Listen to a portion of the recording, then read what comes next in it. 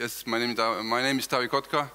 I'm the Government Chief Information Officer. Yeah, Hans was absolutely right. I also have a very long and boring job description, like Deputy Secretary General in matters of ICT in the Ministry of Economic Affairs and Communications. So that's the official one. So when you do those kind of speeches, you have to come out with something more sexy. So that's why we invented this government CIO position. So officially, there is no government CIO position in Estonia. It's just, how to say, needed for the conferences. So Estonians know, but for foreigners, I actually come from private sector. I've been software engineer all my life, and has been part of the team who built up the largest software development company in this region. And yes, I joined the government almost 4 years ago already. So, you know, if you haven't done the military service in Estonia, you have to work for the government. So that's standard.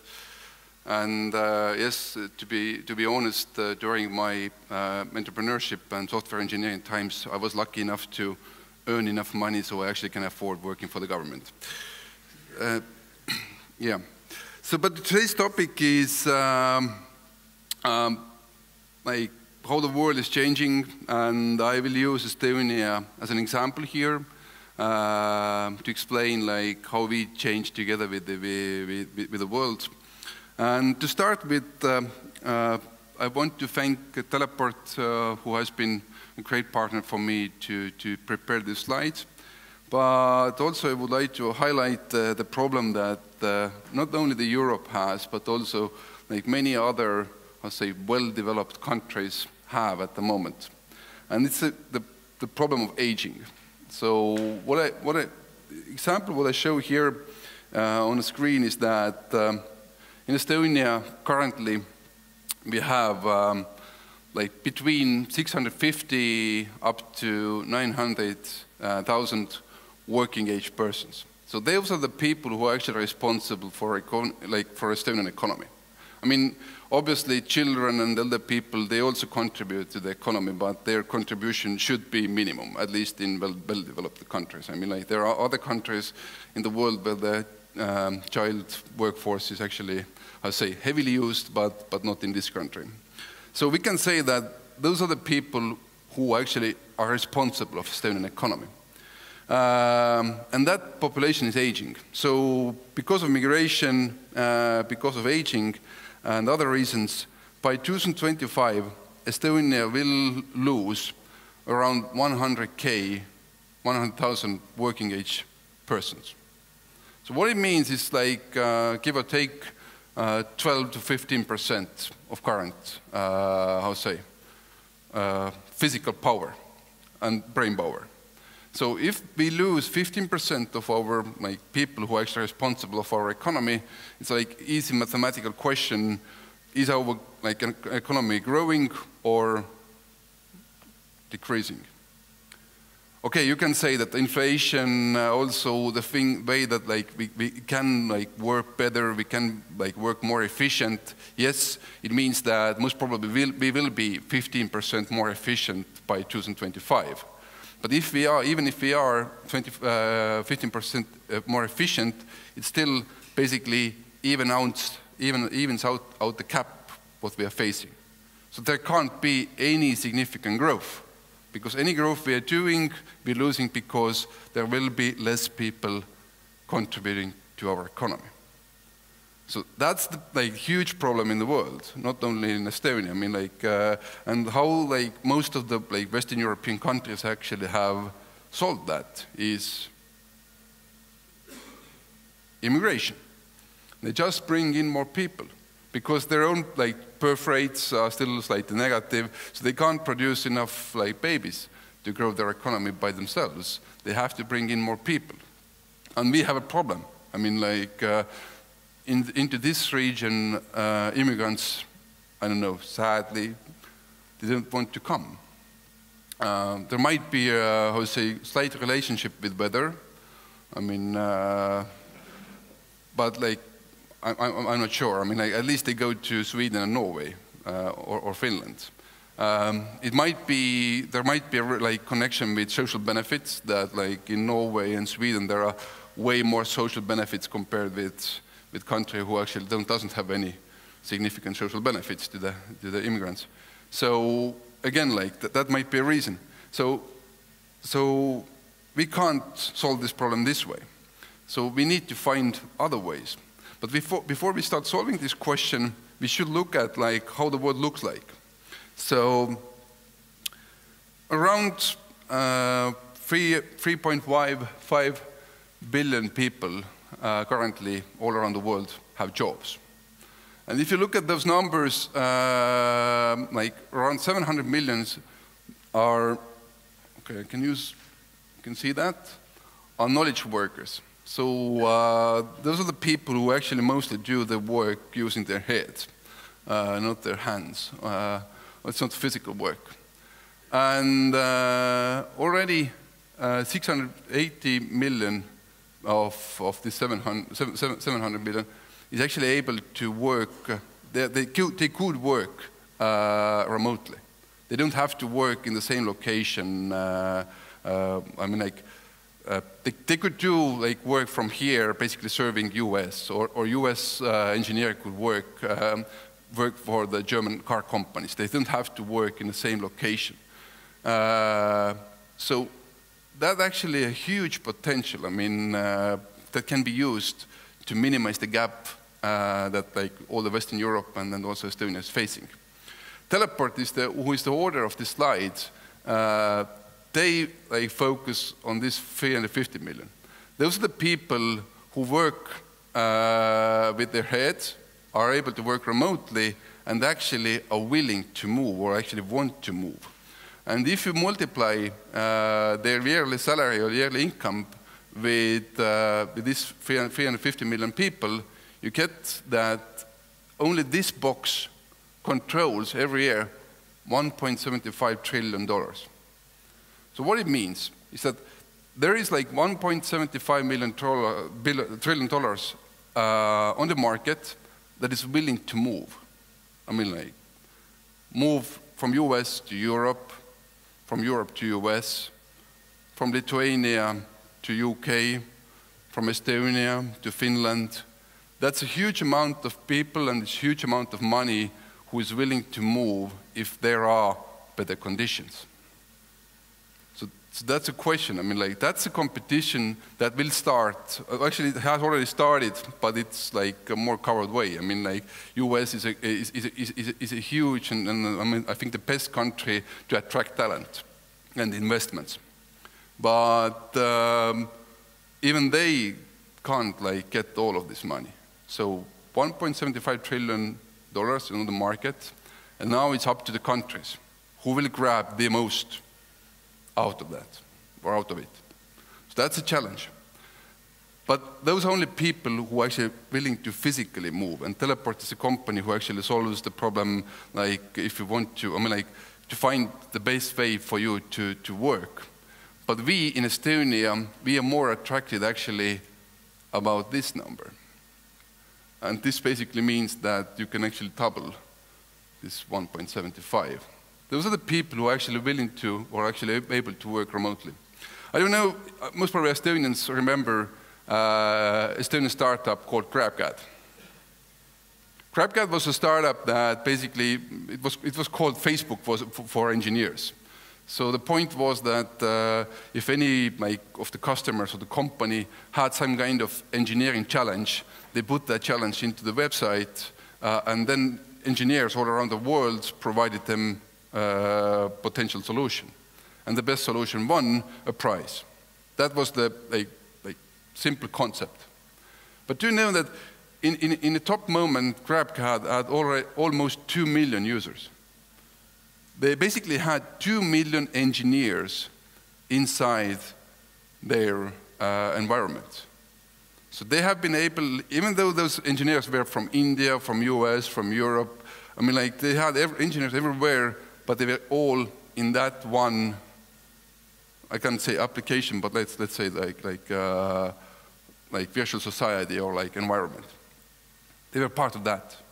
So they were able to connect those people who are able to work remotely, who can do sophisticated work and benefit from their work, even though those people didn't live in Boston, where the Grab headquarters was, or in Estonia. There were people like all around the world. So it's already possible to connect those people and provide them an environment that they like, location independently. So this takes us to the next challenge. If you look what happens in the world is that people are becoming more and more freelancers. So for example, if you create a music band, it's not anymore that I will invite Hans to play drums and then Henrik to be singer. It won't be like this anymore. It's like limited liability company Hans, who plays drums in my band, but also plays drums in other bands, and also does some radio commercials. And so he has to be limited liability company because he wants to provide invoice. He wants to invoice his customers. I'm not the only partner for him with my band. So it's not anymore like people come together and form some kind of company. People become as a personal companies. Today already 36% of US labor force, from US labor force, 36% is freelancers. This number grows up to 40% by 2020. So it's just like 4 years from now, or 3 years. What it means 100 million people will act as a company even though they are like persons. And now the question, if they work, where they actually are with the companies, or where they actually work and where they provide those services. Mostly, for example, in this case, those US workforce, they mostly provide those services in US. But soon, and already now, they've understood that there is a need for their services already globally. So they could provide those services not only in US, but they could provide those services also in Europe. Why not in Australia? And if you want to provide those services here, you need an environment, like virtual, at least virtual environment, like what to use. In the US, if you have a company, you can invoice it, but in Europe, you most probably also need a company, and you need a bank account to invoice your customer, to get the money. So somebody has to provide the services. And that's what will change the way how governments are operating.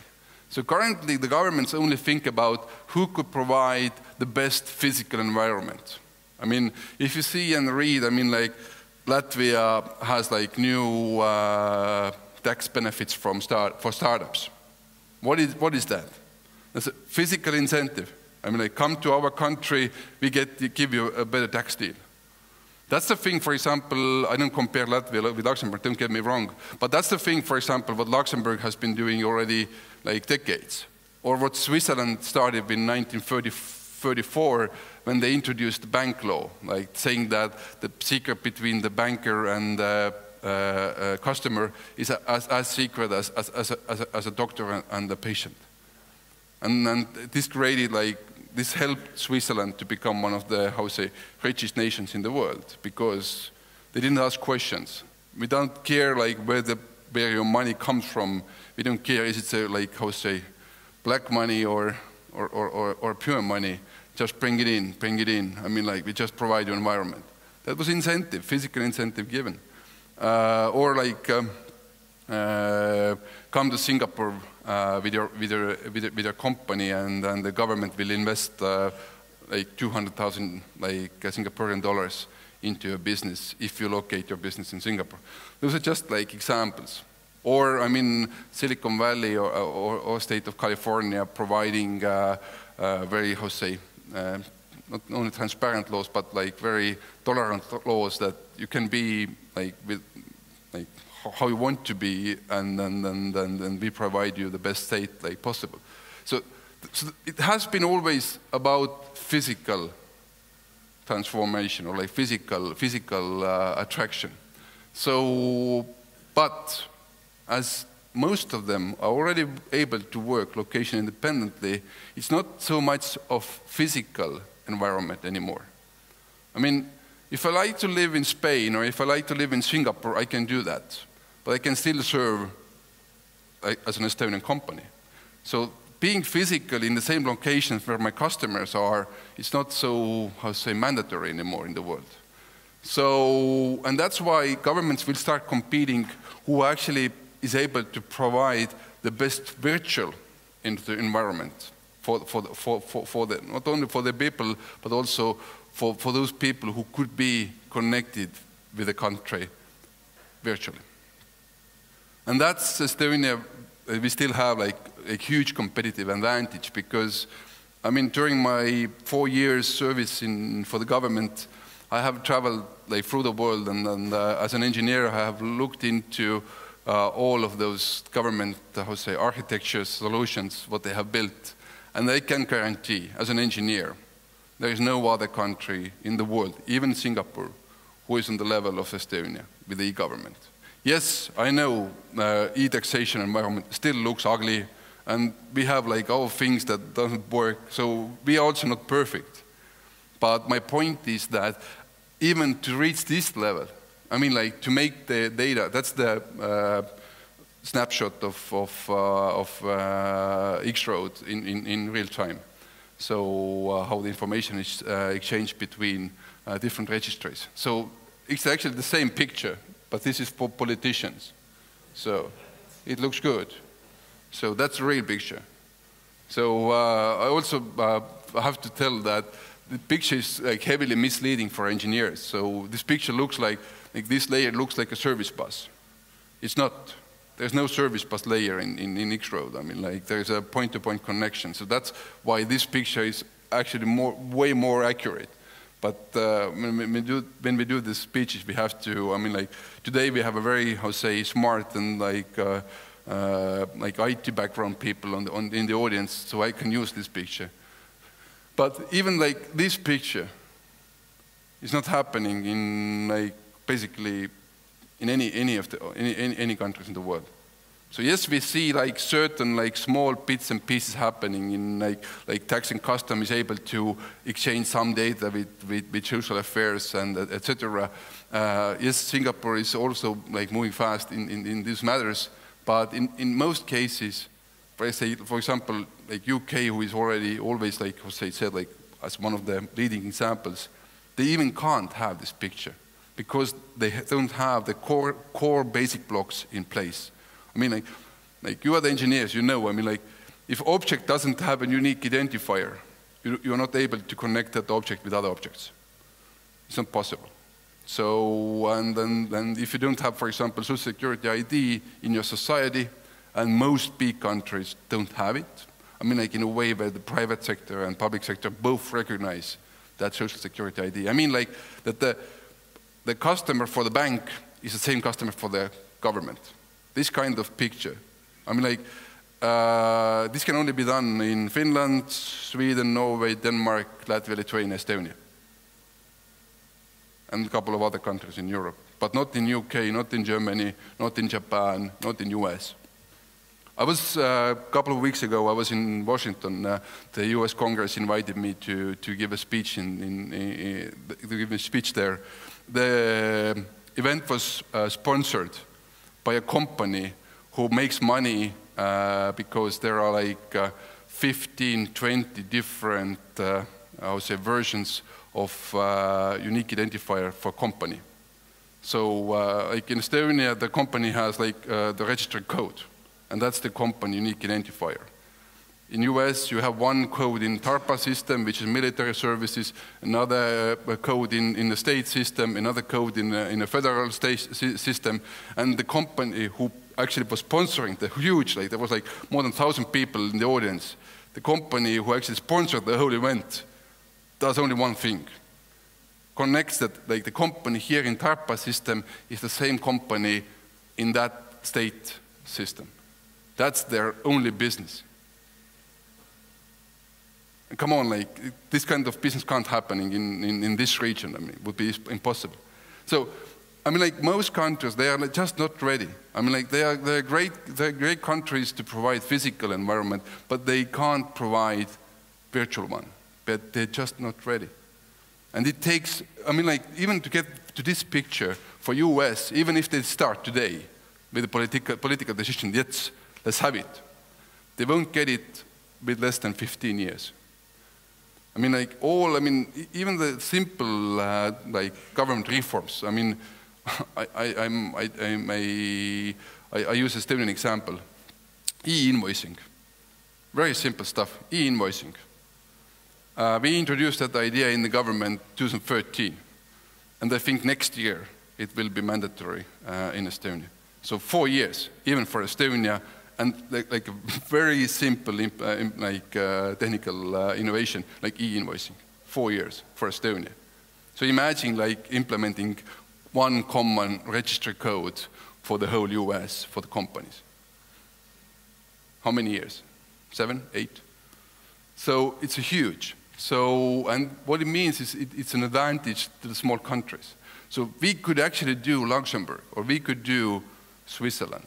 I mean, like Switzerland introduced that bank secret is a secret, come to our country, we don't care. Or Luxembourg said, like, who says that the income tax has to be like fixed? Income tax can be negotiable, depends how much money you earn. We don't tell others, we just like negotiate, like Skype. Skype like is named to be an Estonian company. Like we like to think Skype is an Estonian company. Skype was located in Luxembourg. So like, why? I can give you a hint. Taxes. Yeah. So, I mean, like, that was their solution. And now when like people actually want to be more global, provide their services more globally, they need environment like this. Like something that is convenient, something that takes care of them. And yes, it should also have to look beautiful. It can't look ugly. And we can be proud of ourselves, I mean, like in Estonians. One of the last radical reforms we had about the so-called 1,000 euro reform that actually helped the government to get rid of VAT frauds. I mean, we had a huge amount of VAT frauds in Estonia in 2013. It was around 300 million euros. With that kind of money, we could double the salaries of teachers and policemen. And that was the money missing on the market. So, and thanks to you, I mean, like, thanks to this Estonian private sector that was willing to give more information for the government, it basically killed that fraud. And we improved the second largest government income more than 12%. Think about it, like, second largest government income, you improve it 12%. Imagine that you could actually increase your income, second largest income for your company, 12%. Would be great. And it also gives us this picture. I used the same picture I used for the government, and actually this is the same picture. But the point is that in fully digital society, like Estonia is, you get full transparency. And in this picture, I mean, we could actually draw a similar picture like we draw about the government information system. We could draw about companies. Who deals with whom? We see that. I mean, like, we can't use that we only can use it on aggregated way. So we know that, for example, I can't tell that Atea is doing this or that way.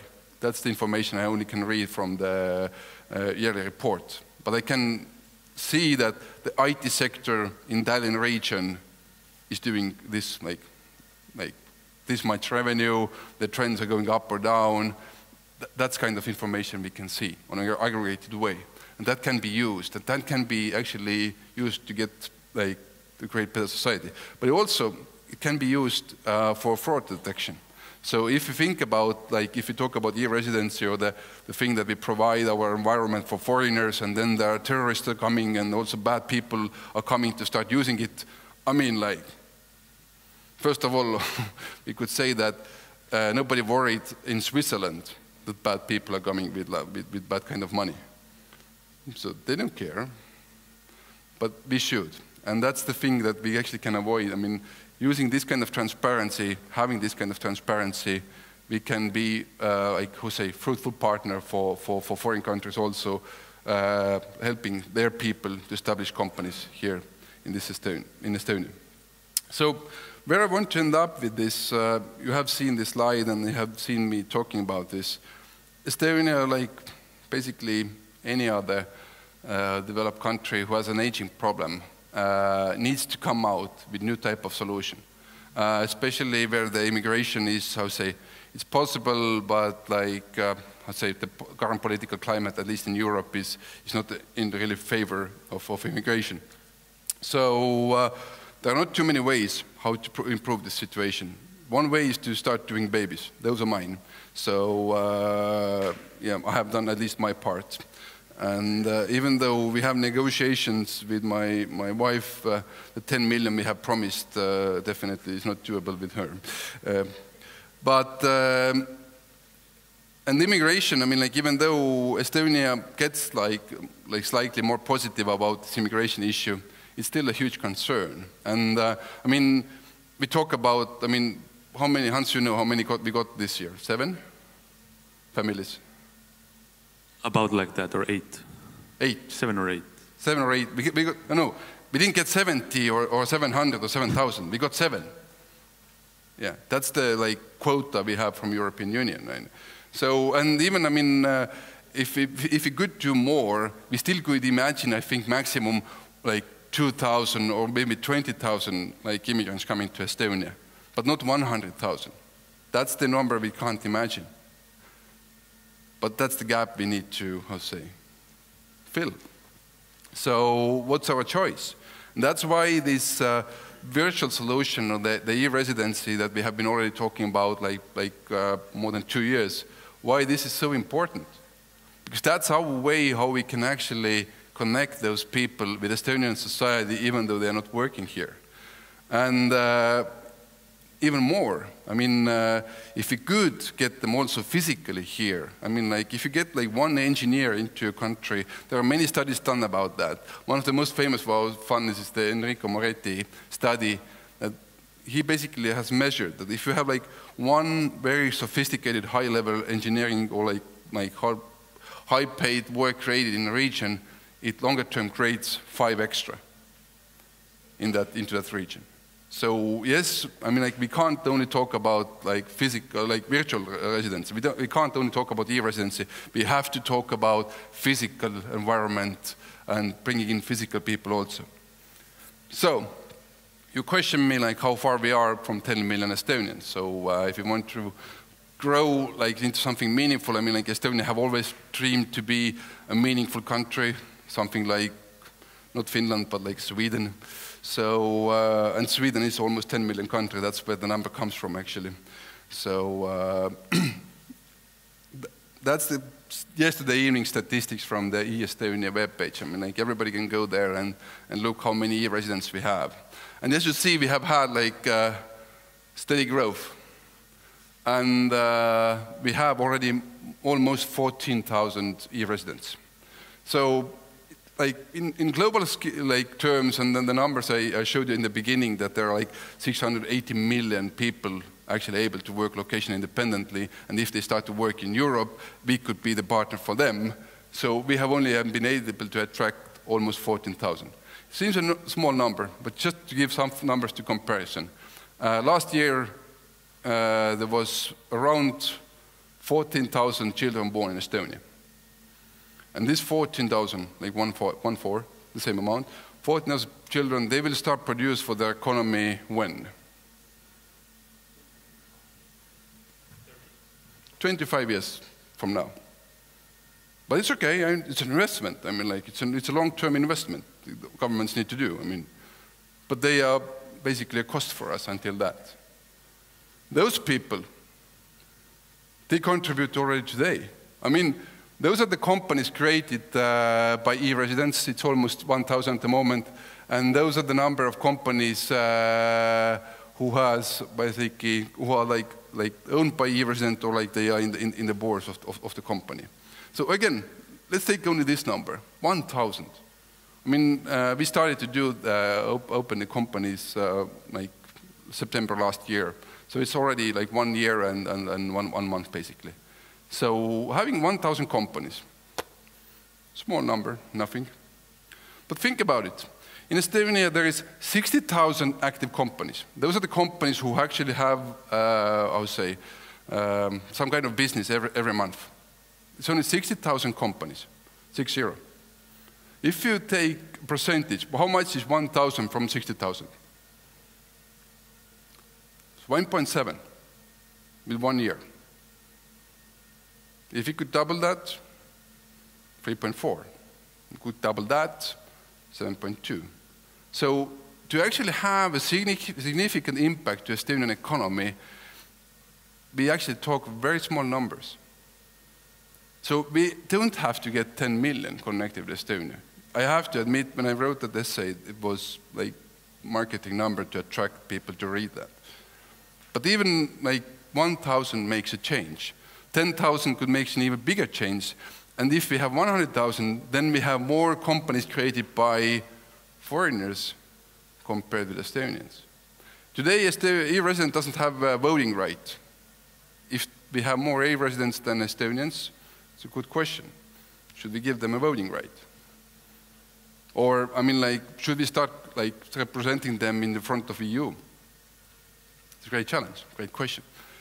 So we get those people mostly from our neighboring countries at the moment, like yes, there are US here, but like Finland, Russia, Ukraine.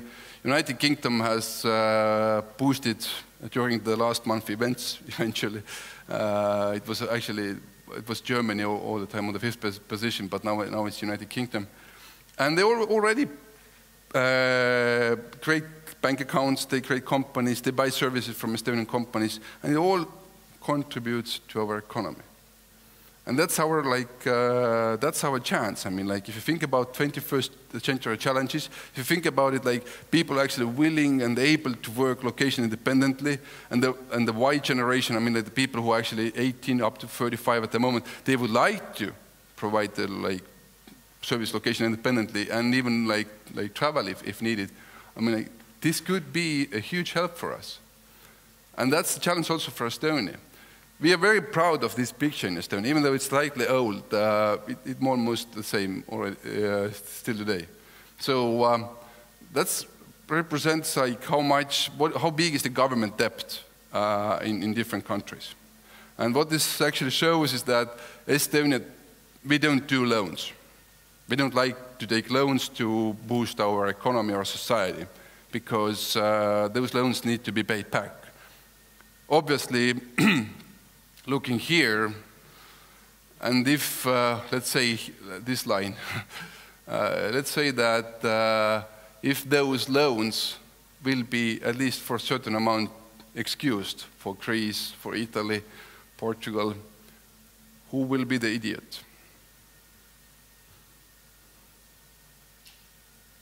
So it's a great question for us. I mean, like, we see the challenge, we see that there is a huge opportunity, we see that there are it's like 680 million people who could be potential customers for us. Yes, we don't get all of them, but even if we could get a percentage of them, it would be 6.8 million. Even if you get 0.1%, it would be 680,000. So that's our market, that's our potential. We should invest heavily. And to do that, I mean, and where to invest, it's not about that we actually have to create like better government services. Yes, we have to do that, but it doesn't actually take too much money.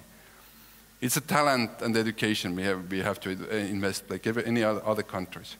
And Estonia has a great like software engineering and computer science education, but we could do even better, and we should do better. And we should like heavily invest there and attract physical talent also here. So those slides are like, those texts are actually in Estonian, because I would say that mostly it's Estonian audience here. And as the foreigners anyway can't, influence our politicians, I just showed this like slide for Estonians. Like, we need to influence our politicians, we need to influence our government officers who are responsible for this. Estonia has a huge opportunity. There is a business out there. We are able to attract more than 200 foreigners every week. More than 200 foreigners are actually connecting themselves, becoming an e-resident and connecting themselves with Estonia. More than 200 per week. And we could double that number easily. It's like digital stuff. It's like scaling your virtual environment. I mean, like, you know the best. I mean, like, it's the easiest thing to do. So, and I will conclude and end with my slide before the questions that, like, you have seen the slides. I have shown this also, like, many times for Estonians, but I really like this idea. I mean, like, that we could also be in this list. Like Switzerland become the richest country in Europe, but they have even less land than we have. So land is not an issue, it seems to be. Yes, they have like a little bit more people, but they don't have enough people compared, like, for example, with Germany or UK. They're also like small country. But they have been doing great because they were innovative in a certain time, and they were actually, how to say, act together as a country for one region, like to get like, how to say, to maximize revenues from a certain source. So they acted together. And we have the same opportunity because I don't know why or how.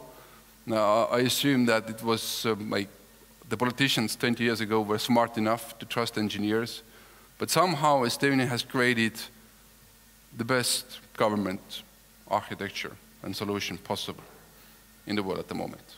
And we see other, I mean, like there was an OECD meeting in the same room here in the end of September. All the CIOs of the OECD countries were here in this room learning a month ago.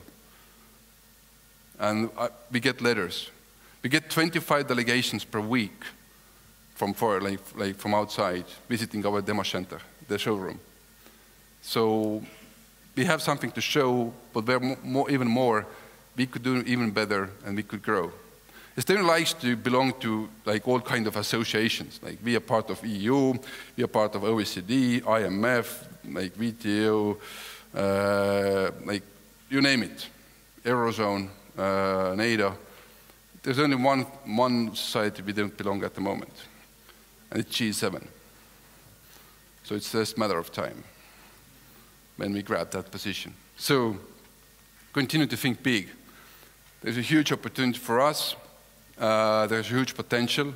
There's also huge potential for Estonian ICT sector, not only for the government.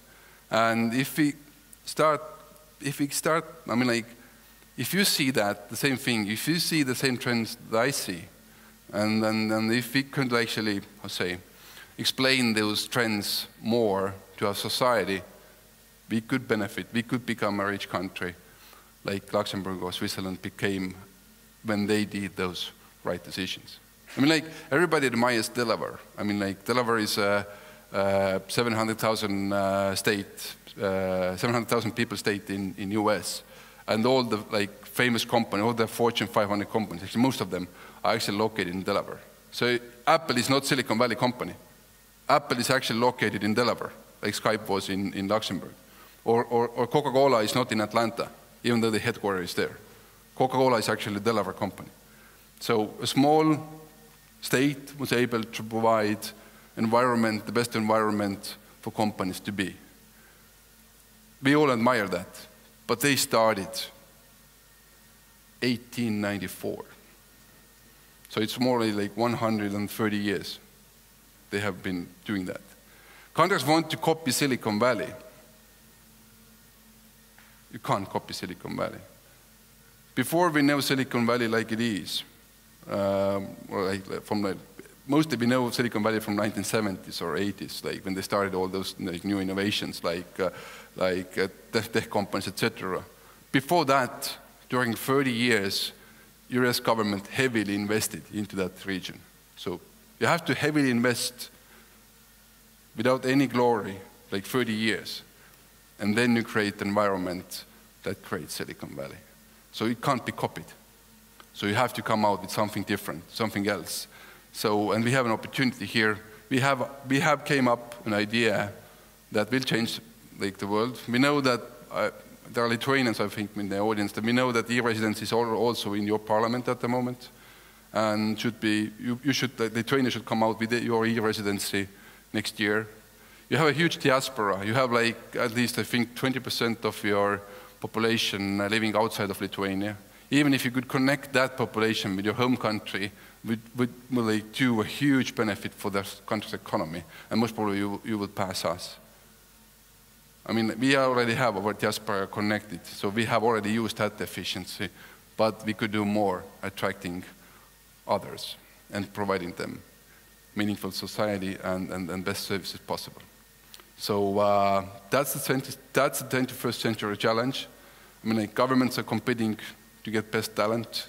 There are different ways to achieve that, but like through virtual services, it's one of the best ways to do that, because you don't actually exhaust your physical resources like water, clean air, etc. So we could be a great country, but still only have like 1 million something physical persons. Think about it. Thank you.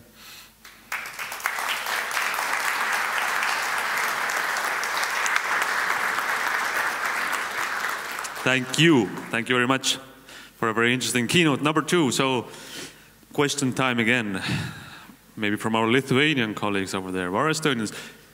Küsimused, kui on mugavam tulistama eesti keeles, kui siis inglise keeles, aga andke käega märku, kui teil on küsida. So I'm going to switch to English, and we had great 2 keynotes. Number 1, how digitalization is changing industries, and now it's changing countries, as you explained. And Estonia has a very unique, state architecture, as you explained.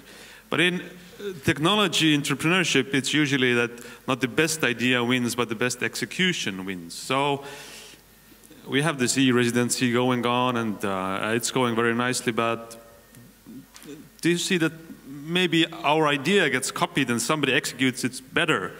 Maybe the Lithuanians, maybe Delaware, maybe somebody else. What are our strengths in executing that idea? Yeah. If I want to be poshy here, then I say the Lithuanians won't be better. It actually starts already with certain environmental, not environmental, but like technical solutions that take like digital signature, for example, like how much it's used in a society, how much society actually used to use digital signature. I mean, like, if you send your BDoc file in Estonia somewhere, I mean, like, it doesn't matter if it's a government entity or a private company, they are able to actually extract that and then see the document and use it. They are also like familiar with the process, and they can always like add this into their like back-end or front-end processes. It's not the same in other countries. So the good part here is that just copying technology, like for example, Apple could, Samsung could copy Apple or vice versa. I mean, like, it doesn't happen here because with the governments and countries, it's also, one thing is legislation that can be quite easily copied, but another thing is it's like people habits. How people use technology, and how those companies who serve those people, how they use technology, and how those habits can be changed. I mean, like, one thing I'm not still, I don't want to, I mean, I'm actually concerned, is that mobile ID, I think all the Estonians here in the audience think is one of the most convenient services possible in Estonia, and you can't actually imagine your life without it. But you know that only like around 30% of our, not even 30, like 25% of our users actually use it. And the most, I would say, preferred authentication method still in Estonia is using code cards, bank code cards. It still is, because there is a huge generation that only does that, or on PIN calculators. You remember those kind of things? No, you don't. You shouldn't. But they still use that. So that's actually, even like in a very digital advanced societies like Estonia, we still have these old habits. And that's the thing, I mean, like, you can't change the society like this. It takes years. Even the thing that we say, like, okay, we start using like only one unique identifier for companies in US. What it means, I mean, like, all the registries who have used historically different methods now have to adapt. It takes for years. I mean, like, I'm not talking about the coding. The coding is easy, but for example, I mean, like, let's say there's a business. Okay, I'll use another example. Let's say the doctor needs to, get the new unique identifiers in their systems. I mean, like, he only get the unique identifier when the patient approaches the doctor. If the patient doesn't approach the doctor, let's say 5-6 years, there's no chance that he or she could actually connect this, that people and like get the like social security ID right in the system. So that's where the time comes from. So the implementation will be hard, even if you copy. And we know that copy. I mean, like Portugal has an like similar ID card that we do. They will copy. They were here. Spain will copy. Netherlands will copy. Lithuania will copy. There will be many countries who copy. First thing, it's good because like people in the world actually get more know about it. So people will have a choice. Like I either connect myself and then will start be part of like Portuguese society, or I will be part of Estonian society. So this will happen. But my point is that, and it's good. But my point is that it will be a huge competition, and the early adopters, as we have an advantage. If we are not smart enough, or if we don't like invest more, and if we don't like build this application in a proper way very rapidly, yes, we might lose our advantage. To be honest, I have said like e-residency will be a great thing in some other countries sometimes. We have questions. Ma küsin eesti keeles, siis on lihtsam. Siin just oli juttu nendest erinevatest lahendustest ja kuidas nüüd riigid hakkavad kopeerima neid. Et kas selles suhtes on mingi ka sissetulekuallikas, et nagu patendi mõttes või midagi? The question was that is there any income for the government, for example, if other governments have to copy it, then I mean, like we basically say that, okay, we have a patent on e-residency that you can't do patent. You can't do e-residency. Actually, we tried that. And they said that you can't patent it. So it's like, even it's a great idea, it's like you can't patent the yellow color. You can't patent those kind of things. And Estonia actually have chosen here like a slightly different approach. As you know, we give out our like X-Road free of charge. If any other government wants to get X-Road, it's like open source, please take it. Because, I mean, there's a huge amount of innovation in X-Road, but it's just a like data transfer platform. Like it's the great innovation comes when you provide like the services using that platform. I mean, so many Estonian companies have tried to export their stuff. Also, the experience what they have gotten from Estonia, just taking Estonian solution and putting somewhere else hasn't like happened too many times. One example is actually the mobile ID in Lithuania. That's the Estonian one, basically copy-paste, or the Moldovan. But we don't have many of those examples. And even if you look at the companies who are exporting Estonian solution in Estonia, they don't export the solution. They just export the experience. And the solution still will be built from scratch in most cases. So we can't patent it. I mean, and even when we have tried, we have failed. So it's more like helping our companies to sell, to support them on selling, on sales processes. Like Prime Minister goes to the Arabic countries, etc. Any more questions? Küsimusi? I think time is up, actually, I think. Aitäh! Ciao.